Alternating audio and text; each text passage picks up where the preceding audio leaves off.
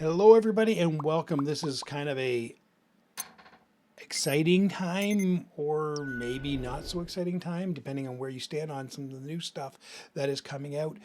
This is a interesting time. Let's just put it that way. This is really an interesting time for Star Wars Legion, and so Fantasy Flight has just revealed in their mini extravaganza some major changes. It's not a 2.0.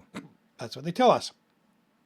Not significant enough of a change that it's a 2.0. I would disagree with my immediate analysis that it is a 2.0 or 3.0 if you want to go that far.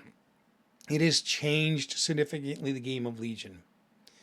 They say it's not 2.0 because they say that you can still use all your units. And that's true. As far as I'm concerned, I can see that you can use all your units. They don't have new unit cards for all of the units. They have new unit cards for a ton of the units. So let me just give you my initial thoughts. My initial thoughts is yes, this is a major change. It changes the way you play the game. It changes the strategies the way you play the game. It changes the way you think about the units. For me, I've looked at a lot of the missions and the objectives, and as a main rebel player, I'm like, oh my goodness, this just get harder for me to win, and it's already hard enough as a rebel to win.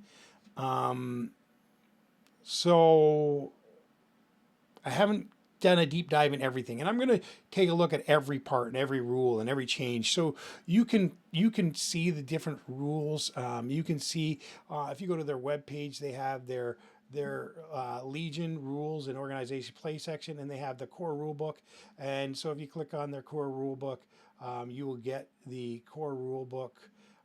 You will get to see the core rule and the way things have changed. And the major changes is in the way that you set up the game, the way that you start the game, and the amount of turns in a game. So there's the core rule books. There is the errata, which talks about the way cards are changing differently. The art is fantastic. I'll tell you that they do a great job with art. If they were just art makers, man, they'd be great. I could love to see some dish plates made by them. That's a shout out to dish plates. I have a small collection of dish plates. I'm not sponsored by dish plates, but I like their art. So here's the thing: is they got their core rule book with some changes. They got their errata cards, and then they got their playing cards. And this is a lot of the cards have changed. You'll see that there is some major differences in the cards. And so just to highlight, just quickly, most leaders have gained the word exemplar, except for clone leaders, Grand Republican Army. They've lost the word exemplar, but they've gained exemplar. It's a little bit better dice, better range. Leia's got a bit better range now, and so there is some cool things there that are really exciting. The other thing is, like if you look at Rebel Troopers, they've gained Agile 1, which makes them a better. But I'm not going to go every card. You can go look at this at their website and look at all the card updates and all the changes. There is some mechanics change. Maybe you should cover some of that as we go along. The land speeder loses transport. There's no more single transport. The price of it goes down a bit. There's no such thing as armor anymore, like pure armor. As you can see here, the ATRT, which used to have pure armor, now has armor 2. That represents the armor that's blocking the guy, and then the dice represents the guy on it. You'll see that with the ATRT. For the clones, has armor 2 in red. So against Scout, and the airspeeder's armor 3, and the speeder truck has armor 5 and transport.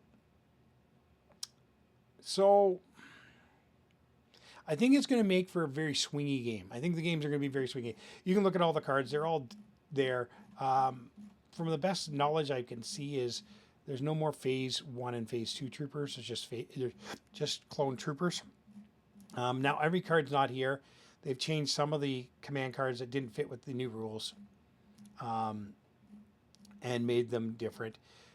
Here's a neat little thing that you will see. Instead of just a personnel, now you can get.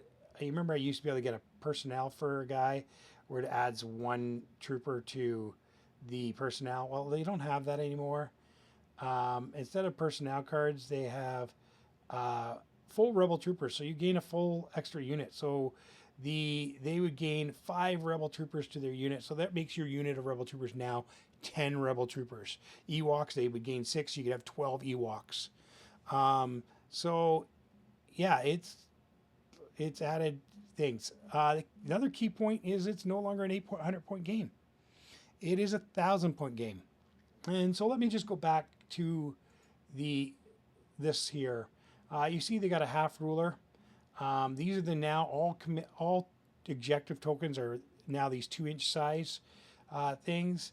And here's our command setup. So there is no more deployment.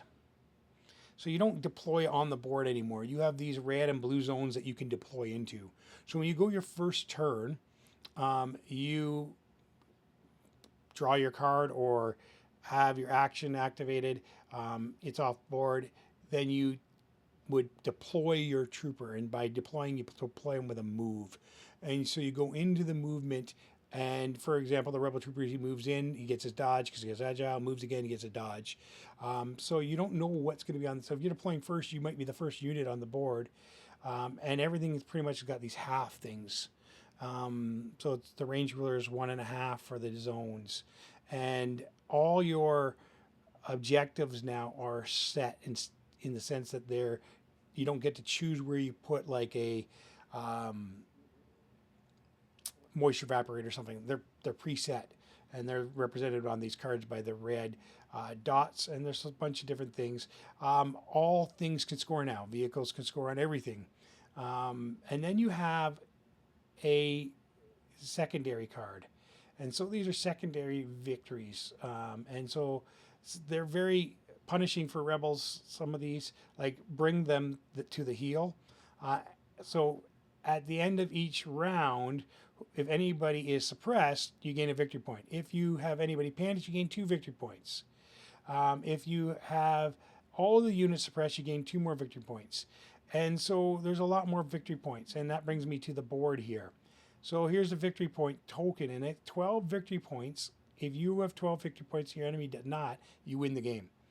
There's also only 5 rounds. So you have objective, you have objective map, and you have advantage cards, and you have sub-objectives. So there's no more deployment cards. There's no more condition cards.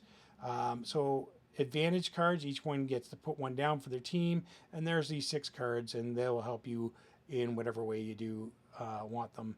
And I'm not going to read them all. You can read them yourself, but that's how it goes. So both teams will have an advantage card. There'll be a secondary objective and an objective for every game. And the way that you create that mission for the day is different. Now, I haven't read all the rules on it, so I'm not completely clear, but you both play from your deck. And so when you veto something from the pile, you draw from your deck and put it on, and they have to choose a veto. So there's some random, but there's more. You still have 2 vetoes and stuff like that. I've been reading the rules. I will do a deep dive on the rule changes. This is just my initial thoughts. And so, as I said, initial thoughts here, and I want to give them the benefit of the doubt that they're trying something new with a very successful game, and they're taking some risks. But what it does do is makes you want to put more units on the table, and therefore buy more product. If you want to double your unit size, you want to go to a 10-unit Rebel Troopers, you need more Rebel Trooper units. So I'm going to put more Rebel Troopers on the board. I already have like 10 Rebel Trooper units, but now I've got to oh crap, I got to repaint some of them to match my other ones because I painted them in ways that they would just fit the terrain a bit. And so I'm glad I still have a couple that I haven't painted. I'll just paint them to match other units so they can fit in to those 10. So you're going to want to buy more product probably. And so all the core units can be doubled almost. The Sniper units. Let's talk about them for a second. They're no longer their own unit in a sense. They are. You have to have a full unit of like rebel commandos to get a sniper unit, but they don't count against your special forces. So now you can have 3 commando units and 3 sniper units, which is kind of cool. So it just gives you more use to get more guys out there, I guess. And I don't remember the exact terminology. This is, as I said, this is the preliminary thoughts of what I see right away. Does it make me nervous? Yes, because I really like the old game. Is it a 2.0? Yes, even though they say it's not, it is. Do I think it could be good? Yes, I think it could be good. Not sure of the way they did the objective. I see it's going to speed up the setup, which is good, because you can walk up to the board and the preset things are going to be set pretty easily. And you don't, the not deploying and you move into your deployment might give some fun, interesting things. The other major change is the way transports works. So no longer can you transport something across the whole board.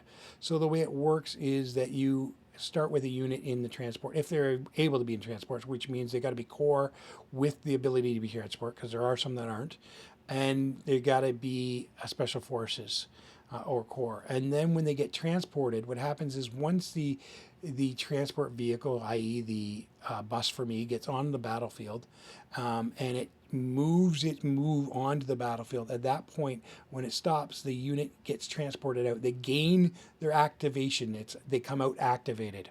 I mean, not activated. So they come out with the action available to them. So you can't make the mistake of, oh, I got my transport first and I already had the unit that was in them and they can't go now. They're going to get that chance to go. But it does change the way you do things a bit. So the transport rule has changed. And the other thing is cover. Cover is totally different. I'm not going to go down to do what I think is better or not, but basically the way the cover works now is instead of having a static number like cover 2 gives you 2 blocks, cover 1 gives you 1 block. Now what happens is you roll. So if they get 5 hits that aren't crits, because crits still go through cover, they get 5 hits that aren't crits, you get to roll 5 white dice. And those 5 white dice, if you roll 5 blocks, well, you don't get 5 blocks. You get to spend 2 of those blocks, because it's heavy cover, on your blocking. So then they would lose 2 dice, and now you roll 3 dice for actual, see if you get injured.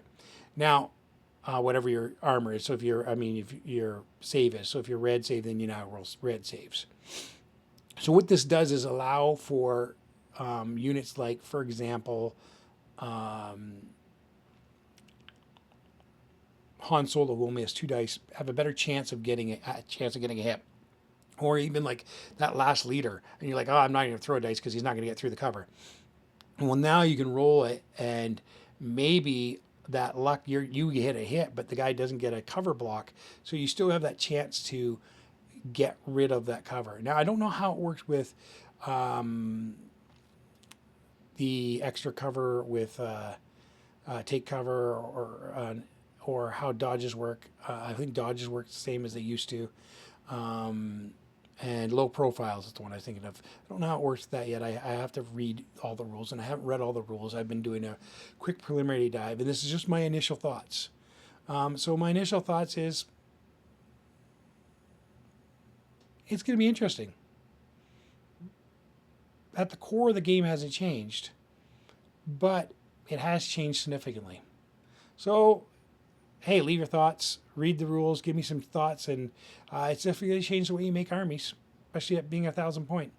And, oh, another thing, Force Push, now 40 points. Why? Well, they dropped the points of all the Jedis. Like Luke, not Commander Luke, but Commander Luke, I guess. Commander Luke is now 120. Now, not every card has got a benefit of change, but most Jedis have changed in price alone. And there's a lot yet to take a look at and all the cards that are changing. And I hope that they use a card pack because it's great art and it'd be cool to have all these cards. Right now it's print and play, so you can go and print and play right now. I have a tournament coming up in September, and it's rethinking everything I was thinking about for that tournament. So may the force be with you, and let me know what you think, and like and subscribe, and I'll talk to you later.